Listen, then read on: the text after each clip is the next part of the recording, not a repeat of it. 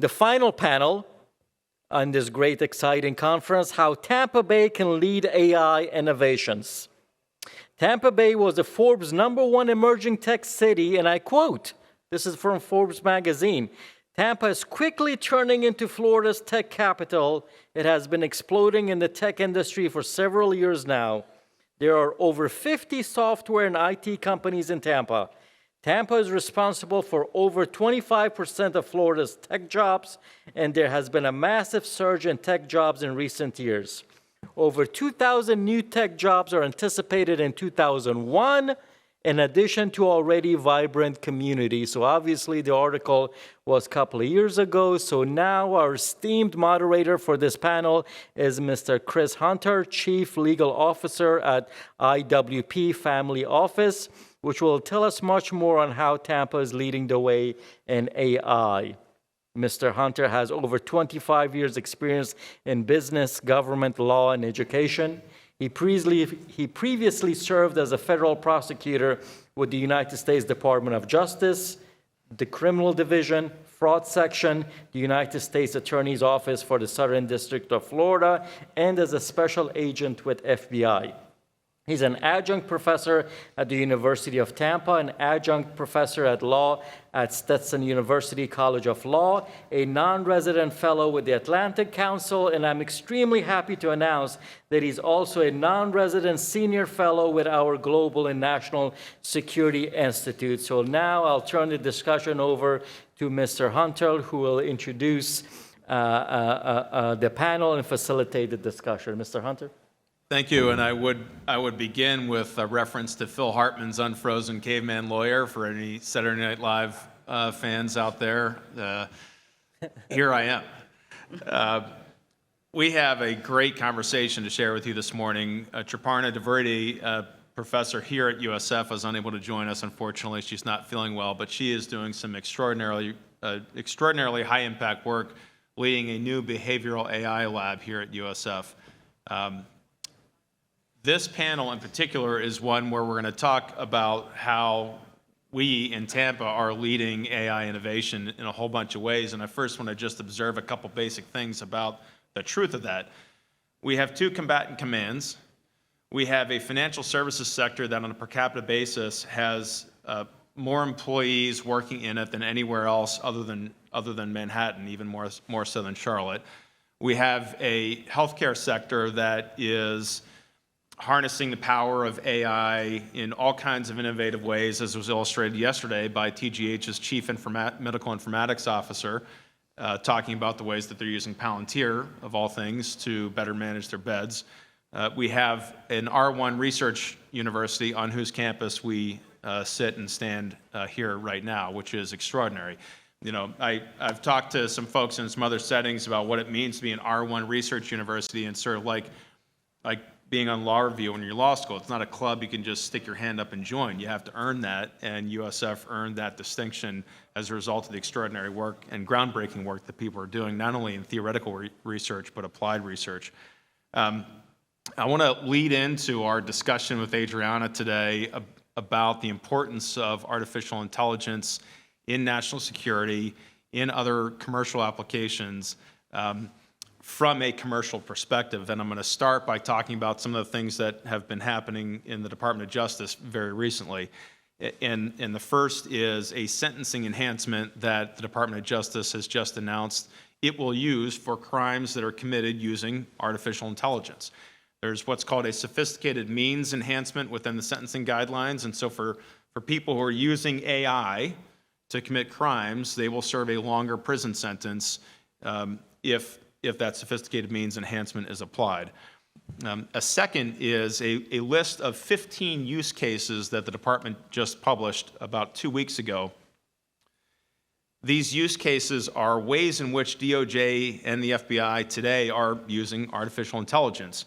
And I'm going to read a specific quote, because these 50 use cases include Amazon's recognition software, which, quote, offers pre-trained and customizable computer vision capabilities to extract information and insight from lawfully acquired images and videos. We could unpack in each and every one of those words, but the point is Amazon recognition a private sector company is being used today by DOJ components to do all kinds of high-impact work that are designed to improve national security, reduce crime, and solve it when it occurs. Every single one of the 15 use cases, every single one, is one that is being done by and through a commercial private sector company. Right? The government is not at the leading edge. The private sector is. And it's the private sector, as illustrated by the panelists we have today, that is really leading the way. And I guess the last thing I would say before we kind of get into our conversation is to not to sort of put too fine a point on the competition part of this conference. Literally yesterday, the Justice Department announced the arrest and the indictment of a former Google software engineer who was charged with 4 criminal trade secret crimes for stealing artificial intelligence modeling, data and systems information from Google for the purpose of setting up a company that he also was a CTO of in China. He was arrested in California and is in custody now. I didn't have time this morning to check, but I believe it may be the very first AI-only arrest by DOJ as part of its relatively new disruptive technology task force. And then even 10 minutes ago, before we came up on stage, the Wall Street Journal news report, an exclusive, reported on how cranes at ports have been identified cranes in ports in Los Angeles that were built by and installed by Chinese companies were identified to have modems that are not part of the crane's operation that are able to transmit signals intelligence and other sensors. This is not science fiction, it's not made up, it's real stuff, and the competition is acute, and it's happening in our back doors and at our ports all over the place, and it's critically important that we understand that and allow it to really motivate us to think about what we can do effectively, well, and safely.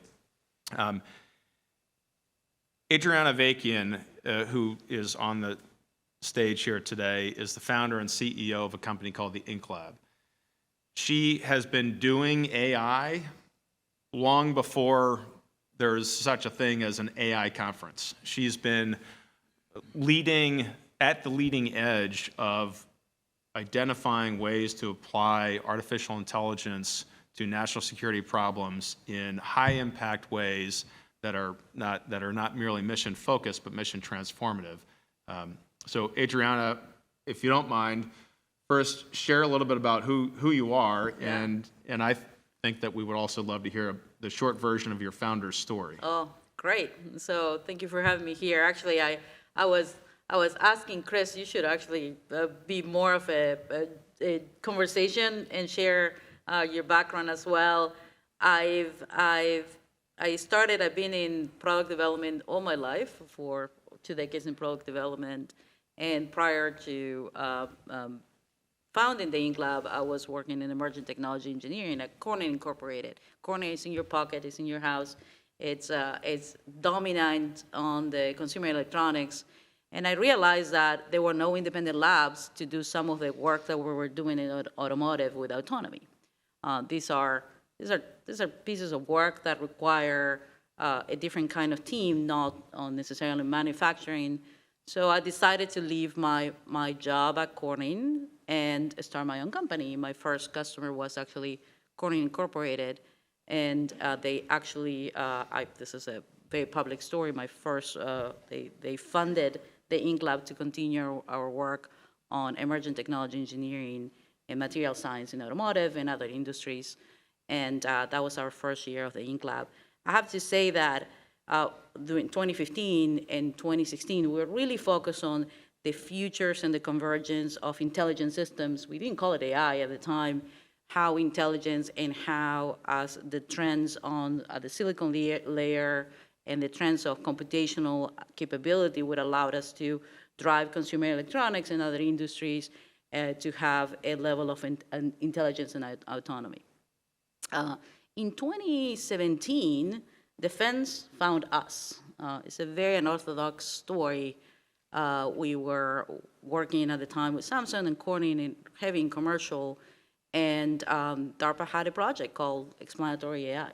I have to say that in 2017, I did not know what a cage code was or how to work on defense, but that led to a collaboration with the Johns Hopkins Applied Physics Lab.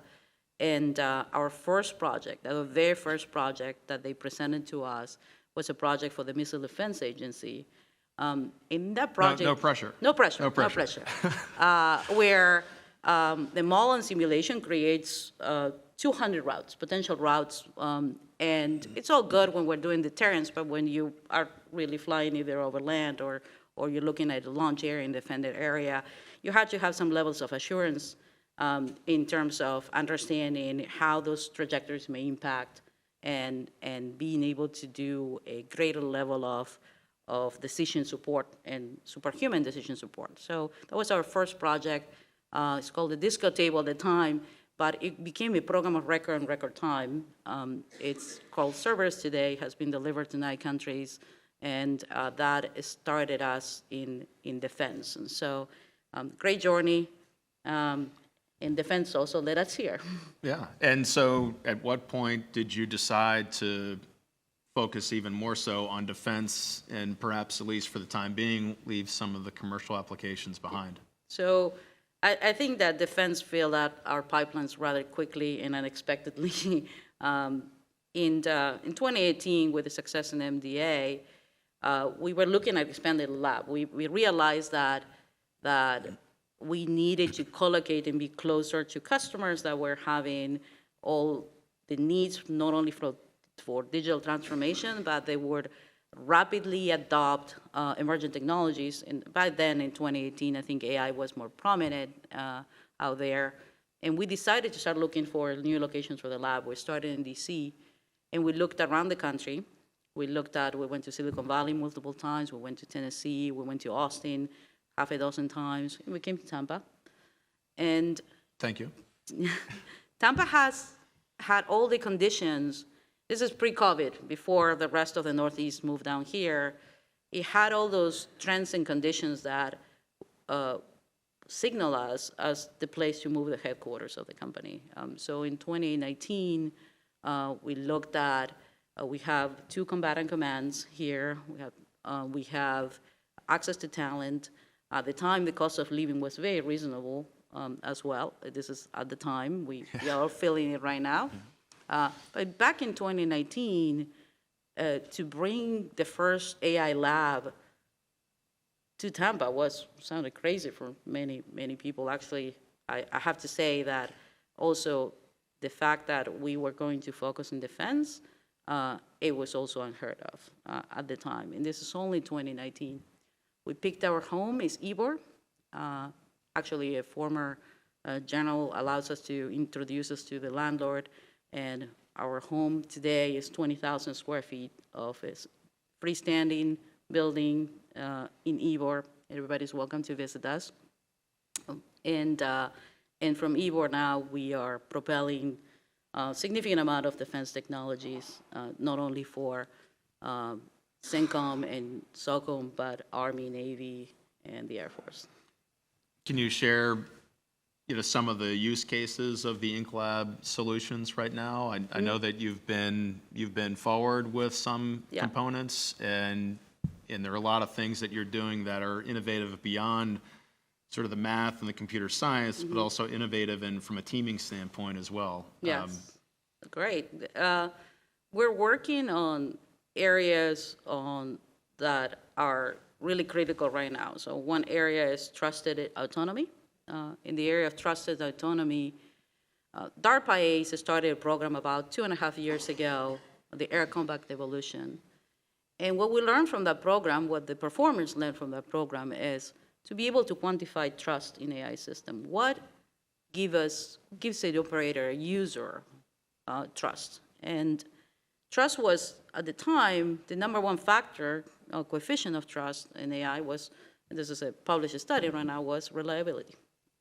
So I call it the elevator problem, which is if you go into an elevator, it's completely autonomous. You click anything floors, you would always get there. And we realized that humans needed to expose that reasoning to the humans to be able to elevate the level of trust in autonomous systems. Another area that we're working on is an area a little more sensitive, which is multi-domain mission planning.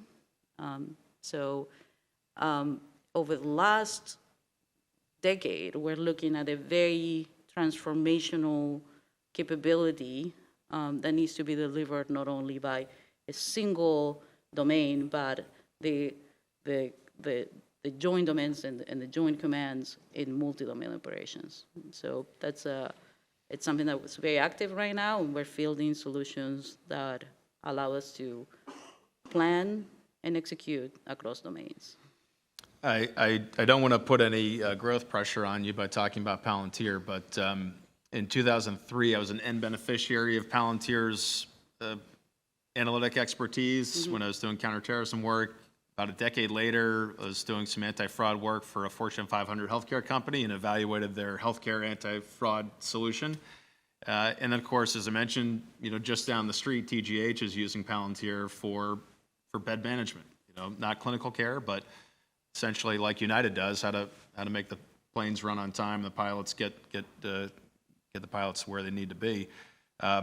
And yesterday, I believe Palantir's stock was up 7% following the announcement of another Army contract that Palantir won to deploy some of its tech into some tactical sensor systems.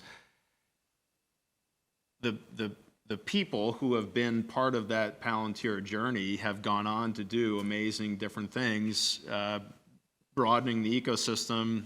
Anduril can trace its roots back to some of the early Palantir funders and founders.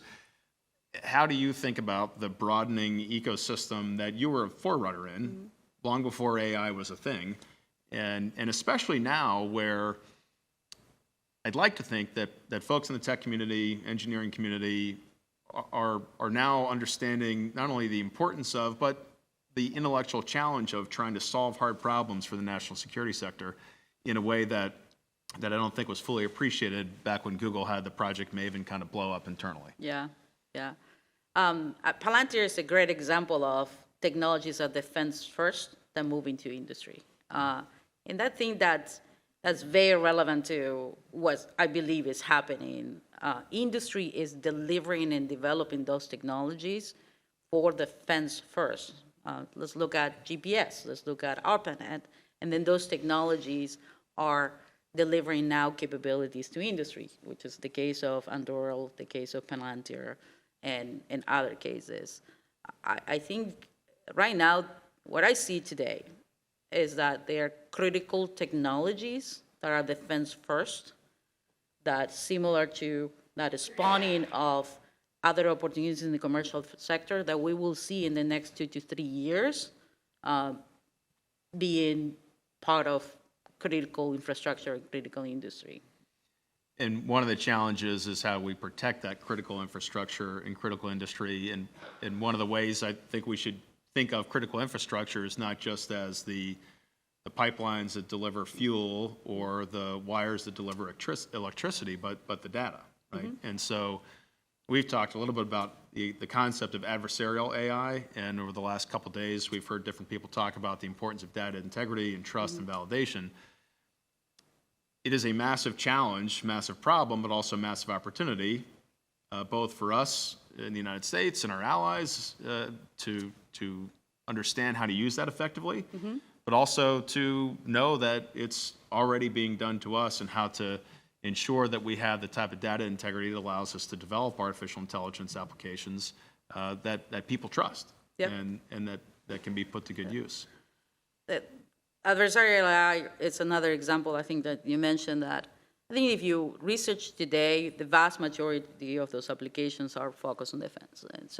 And what is adversarial AI, just for everybody to have a shared understanding, is there's a significant amount of groundbreaking research that is being done to develop perversive models and ways to actually affect the saliency and the resiliency of a production model. So that was a lot of gibberish, but in simple ways, computer vision, which is 80% of the applications out there, is heavily relying on certain things that in classifiers of X, of an object.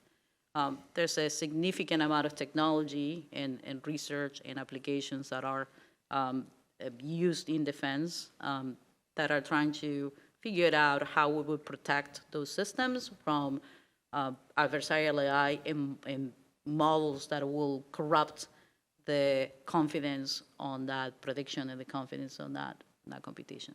So if we think about adversarial AI coming from defense and the applications that we will see in the 2 or 3 years in industry, we'll see massive applications on anything from stock market and predictions on a stock market and manipulation of the ability to corrupt a solid model. And then we will also see other applications anywhere from healthcare and other areas. Okay. Great question. Will Tampa Bay be able to keep up with other tech hubs around the world? How can it ensure to remain, quote, in the top and continue to attract expertise? So a super question. And as I think all innovators know, and I very much believe that every one of us should think of ourselves as an innovator, it never stops. Right? It never stops. You can never get to a plateau and say, all right, we're here, we're done. Yeah. What are your thoughts about, having been in Tampa now with your company, about the present state and the future state for the region? For the region. I think Tampa has everything going for it. Everything, minus transportation, which is a well-known issue. Yeah. It has everything going for it. I do think what I would like to see, it is a growing digital industrial base here. We've certainly need more talent than what we have currently in the area, and we need the ability to attract that talent and put them in a competitive space where when we migrated the INCLAB here in 2019 and 2020, there was no issue bringing talent from anywhere in the U.S. But right now, what we're seeing is the cost of living has tripled, and that we need to start looking at growing the ecosystem, number one, and growing the talent base. And for USF students, undergrads, and graduate students, that's a great message to hear. Any sort of pithy advice for those who are thinking about this workforce pathway that they should be, it's just sort of how they would guide their course selection, for example, or their graduate focus? Great. The pathway, this is very broad, the discipline of AI. I think that the previous panelists from anywhere from human factors engineering to data science to even data science areas of psychology. So what I tell everybody is don't think that because you're not a C# programmer, you can't get in AI. There is many different disciplines where we hire for UX researchers. We hire across multiple disciplines. So for everybody at USF, there is probably more opportunity in Tampa than in the rest of the U.S. to stay here and to grow. A question here: what sectors or companies are we, as a democratically elected government, ready to subsidize based on national security grounds, and how do we advertise that to the population? Let me just, in the interest of time, kind of reframe that a little bit. And one of the challenges is that artificial intelligence as a thing is susceptible to regulation, and our regulators, the elected officials, aren't necessarily, computer scientists or engineers or business innovators, and by self-disclosure, sure, they don't have the necessary background to initially understand what to do and how to do it. So when it comes to sort of subsidizing companies, I wonder, your thoughts about the ways in which government contracts can help validate a company's services, products, or solutions that then can help that company grow into commercial markets, expand a workforce, which inevitably is high paying, and benefit the economy more broadly as a sort of quote-unquote subsidy? So maybe two folds in that question. So where to invest is one. What areas that are so anything in autonomy, anything that has to do with trusted autonomy, collaborative autonomy, and autonomous systems is a great area of interest. We see that the demand has shifted our roadmaps. We had autonomy in 2025, 2026, and as we revise our roadmaps on all of our contracts as of last week, autonomy has shifted by 5, 6, 7 quarters to the left. And so that is an area that we see more demand than supply currently. On the second question about incentivizing and having, there's many programs out there, SBIRs, SCTRs. I think the government has done quite a good job about creating the software acquisition pathway and other ways to, in other authorities to be able to acquire technology.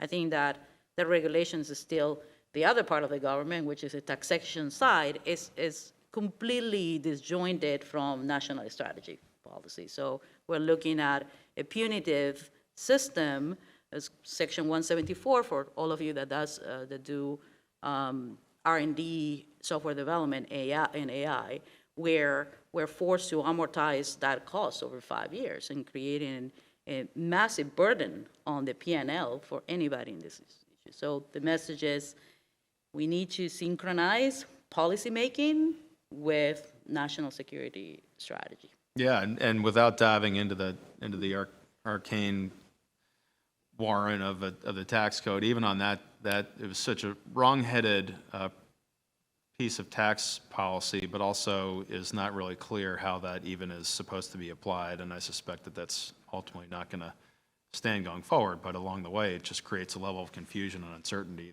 that is suffocating to innovators and to businesses. We're going to wrap up.